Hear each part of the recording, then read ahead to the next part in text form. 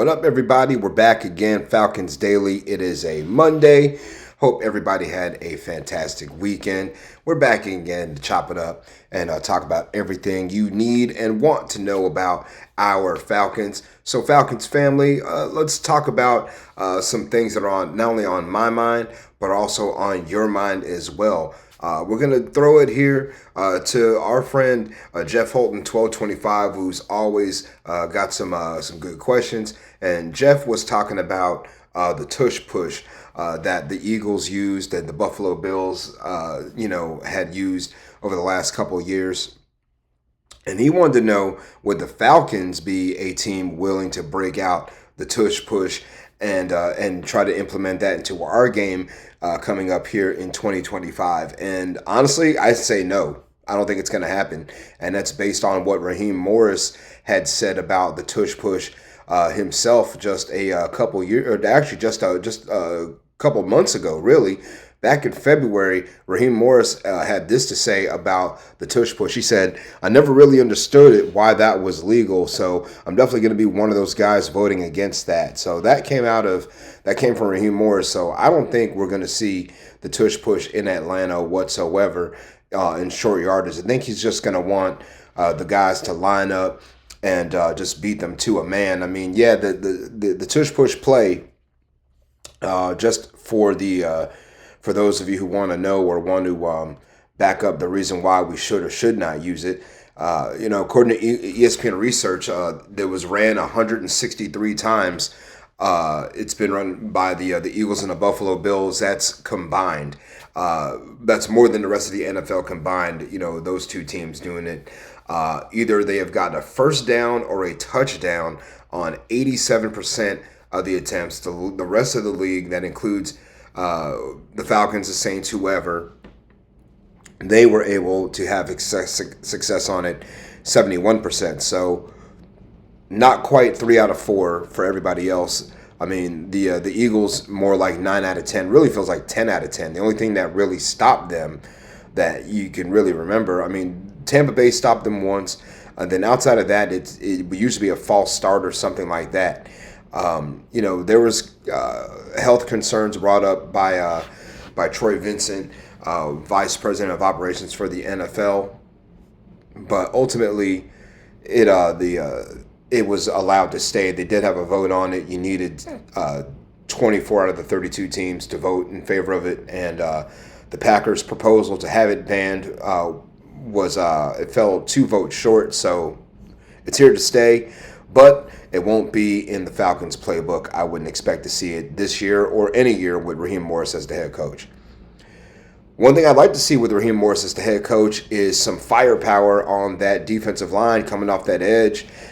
We seem to have started to find some of that with the addition of Leonard Floyd and with the drafting of James Pierce and with also Jalen Walker. But there's a certain player who wears black and yellow who's in the last year of his contract and right now looking for a contract extension, doesn't have it. And I wonder if the Falcons would kick the tires on this gentleman. He happens to play in Pittsburgh, and he wears number 90, and his name is TJ Watt. How about the Falcons? You think are the Falcons going to try to trade for TJ Watt? You think they could really pull that off here in this offseason or even in the middle of the year? Again, you got to remember, TJ Watt is in the last year of his contract. He's got, this is it. His signing bonus was $9.3 million. His base salary, $21 million. He accounts for right around 10% of their salary cap. If they traded him, it would result in about $9 million around there in dead money, or it would be right about, they'd save about $21 million on the cap if they were to trade TJ. But he wants a contract extension. He wants to stay in Pittsburgh. I don't think the Falcons are going to pull the trigger, but I'd love to see it. Then you could do multiple things with the Jalen Walkers of the world. You could line him up over the A gap. You could put TJ Watt over the A gap. You could put TJ Watt on the outside. You could have Floyd, TJ, and Jalen Walker all standing up at the line of scrimmage, just causing all kinds of confusion for the offense.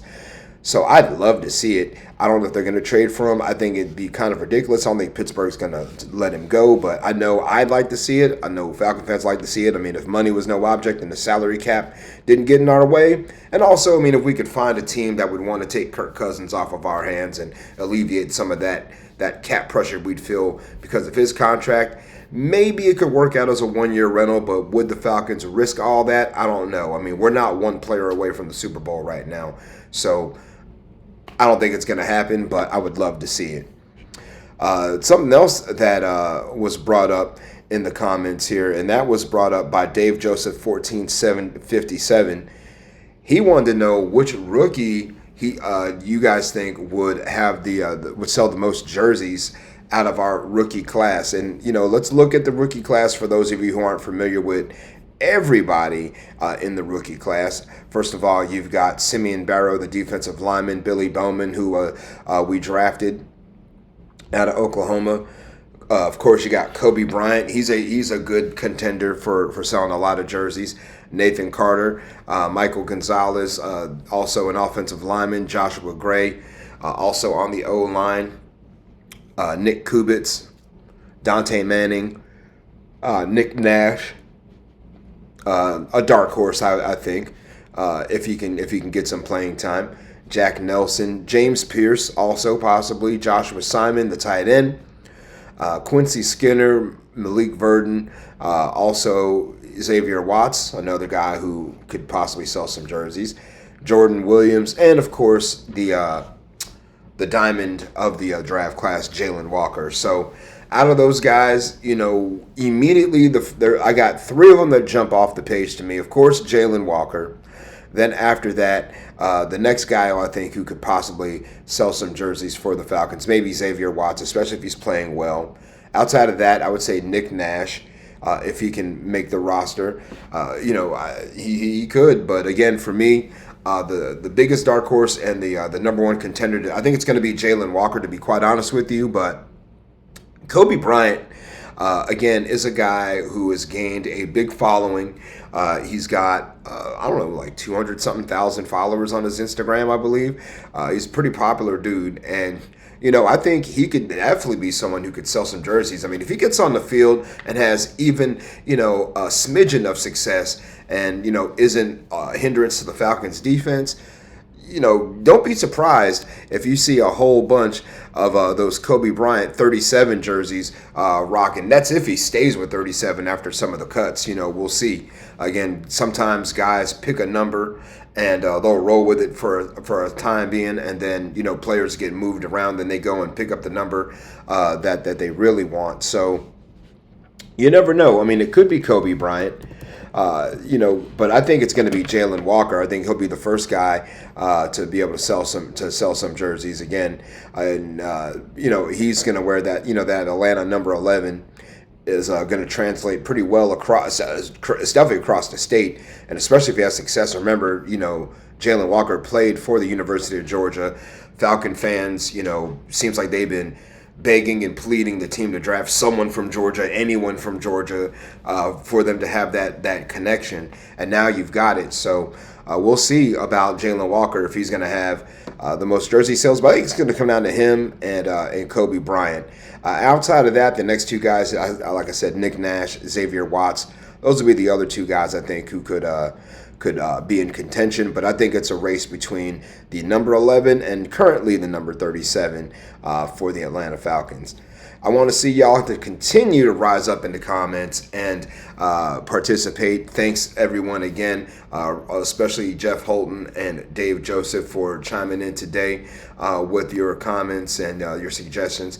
Again, let's chop it up here. Let's talk about some interesting things that are on our mind about the Falcons. We got a lot of time till training camp. We're still looking at about 4 weeks or so before they get on the field and put the pads on with the helmets and they really get after it. So let's continue to rise up in those comment section, and also Please make sure you share this platform with some of your friends, your family, your Falcons family, of course. Let them know to hit the subscribe button. Also, please ask them to give Fan Arch Co. a follow up in the top left corner. And if you'd like to give me a follow on social media, I'm at Craig G Sports, CRAIG, the letter G, and the word sports. Appreciate it if you all do that and if you hit that subscribe button. Also, make sure notifications are on so when the next Falcons Daily lets loose, you are the first to know about it. So enjoy your Monday. Hope your coffee didn't get cold on you. Sayonara and buenos noches.